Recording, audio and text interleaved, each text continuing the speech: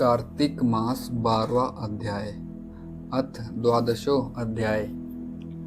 पृथु महाराज नारद जी से कहने लगे कि कार्तिक के महीने का व्रत करने वालों को आपने बहुत श्रेष्ठ फल बतलाए। अब तुलसी महात्म्य का वर्णन करो। नारद जी ने कहना आरंभ किया कि पहले जमाने में सहरिदी प्रवेश के अंदर रबीबपुर नामक ग्राम के अंदर धर्मदत्त नाम का एक विप्र हुआ। ब्रह्म का ज्ञाता सदैव स्तुति में रत रहता था। वह अपनी श्रद्धा ओम नमो भगवते वासुदेवाय मंत्र में बहुत रखता था। अतिथियों का आदर सत्कार करने वाला था। मित्र को एक गांव वाले को अतिथि की जगह नहीं समझता था। अनोखा पुरुष जो कभी न देखा हो, पूजने लायक हो तथा जो अतिथि समय में आता हो उसका बहुत सत्कार करता था। विश्व देवताओं की पूजा के अंत में जो कोई भी आता उसी को ज्ञानी पुरुष अतिथि समझते हैं। चाहे चोर हो, चंडाल हो, शत्रु हो अथवा कोई भी हो, चाहे मित्र को मारने वाला ही हो। अतिथि जिसके यहाँ से निराश होकर लौट जाता है वह अपना पाप जहाँ से आता है वहाँ छोड़ जाता है, और जिसके यहाँ से निराश लौटता है उसके पुण्य को ले जाता है। जो आदमी अपने मकान पर आए हुए आदमी का आदर सत्कार करता है तो वह बैल सहित 100 गायों के दान के समान फल को प्राप्त होता है। यह निश्चित है। कार्तिक मास में विष्णु जी के जागरण के लिए कुछ देर रात रहे। धर्मदत्त ब्राह्मण विष्णु भगवान के मंदिर में गए। ब्राह्मण ने पूजा के लिए सारा सामान रास्ते में ले जाते हुए सामने से भयंकर नाद करती हुई राक्षसी को देखा। उसके टेढ़े मेढ़े दांत थे, ज्वाड़ा बड़ी चंचल थी, आंखें लाल थी, उसका शरीर नंगा था, शुष्क शरीर, होठ लंबे, घुर-घुर की सी आवाज करती हुई। राक्षसी को देखकर भयभीत हुए धर्मदत्त तुलसी तथा जल के द्वारा उस राक्षसी को मार दिया। वह राक्षसी भी पार रहित हो गई तथा पहले जन्म के विषय में उसे कुछ स्मरण आया। तत्पश्चात ब्राह्मण को नमस्कार कर अपना वृतांत सुनाने लगी कि पहले जन्म के कर्मों से मैं इस दशा को प्राप्त हुई हूँ और अब मुझे श्रेष्ठ गति किस प्रकार प्राप्त हो। धर्मदत्त कहने लगा कि किस कर्म को करने से तुम इस दशा को प्राप्त हुई हो, तुम हो कौन, विस्तार पूर्वक कहो। भिक्षु नाम का एक ब्राह्मण सौराष्ट्र नगर में निवास करता था। कलहा ने कहा, मैं उसकी प्रथम पत्नी हूँ। कलहा मेरा नाम है तथा दयाहीन हूँ। कभी वचनों द्वारा भी स्वामी को प्रसन्न नहीं किया। उसे कभी मीठा अन्न तथा जल फल आदि कुछ भी नहीं दिया। मुझे से झगड़ा बहुत प्रिय था। इससे मेरा स्वामी बहुत अधिक चिंतित था, अतः वह दूसरी शादी करने के विषय में सोचने लगा। इस पर हे विप्र, मैंने विष खाकर आत्मघात कर लिया। इस कारण यमदूत मुझे बांधकर यमराज के यहाँ ले गए। यमराज ने मुझे देखकर चित्रगुप्त से प्रश्न किया कि चित्रगुप्त, इसने कैसे कर्म किए हैं, देखो इसे शुभ या अशुभ कैसे कर्म फल मिलने चाहिए।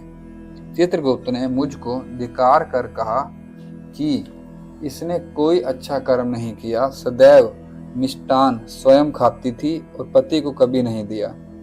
यह अपने पति से शत्रुता और कलह रखने वाली है। अतः हे प्रभु, इसको विष्ठा खाने वाली सुकरी योनि में रखना चाहिए तथा जिस भाजन में यह खाना पकाया करती थी उसी में यह खा भी लिया करती थी। अतः यह बिल्ली की योनि में पहुंचे तथा उत्पन्न किए हुए पुत्रों का भक्षण करने वाली हो।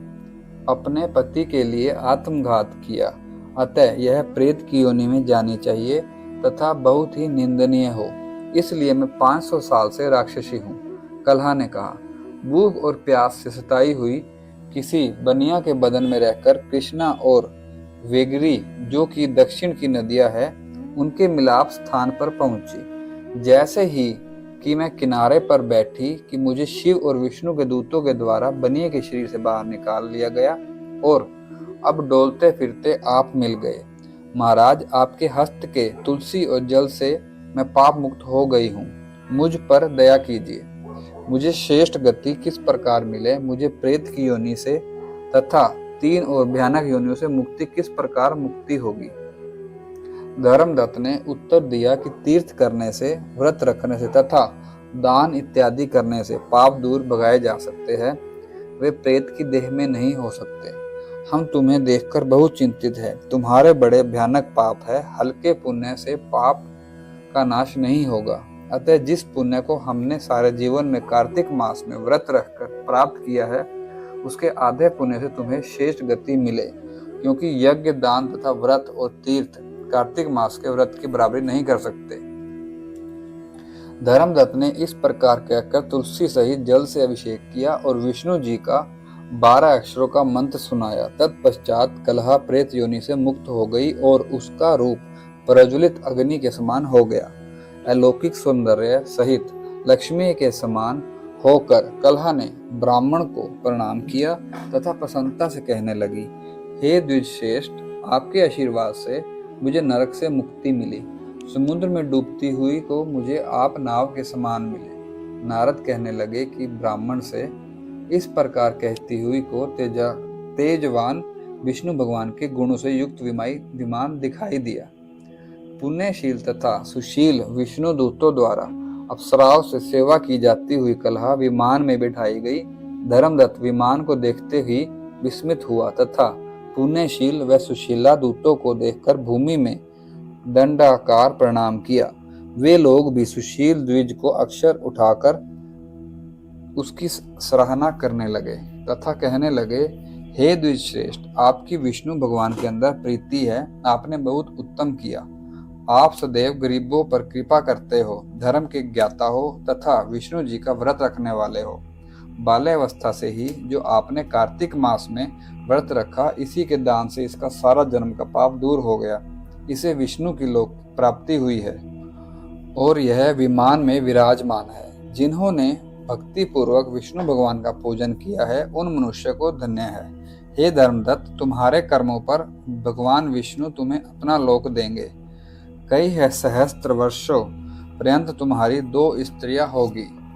पुण्य समाप्त होने पर पृथ्वी पर जन्म लोगे। राजा दशरथ सूर्य वंश में होंगे तथा उनकी 2 स्त्रियां होंगी।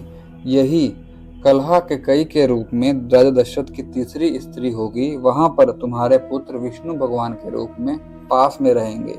श्री पद्म पुराण अंतर्गत कार्तिक महात्म्य का तुलसी महात्म्य नामक 12 अध्याय समाप्त। और भी ऐसी कथाओं को सुनने के लिए हमारे चैनल को सब्सक्राइब करें, वीडियो को शेयर करें, वीडियो को लाइक करें। जय श्री कृष्णा, जय श्री राधे।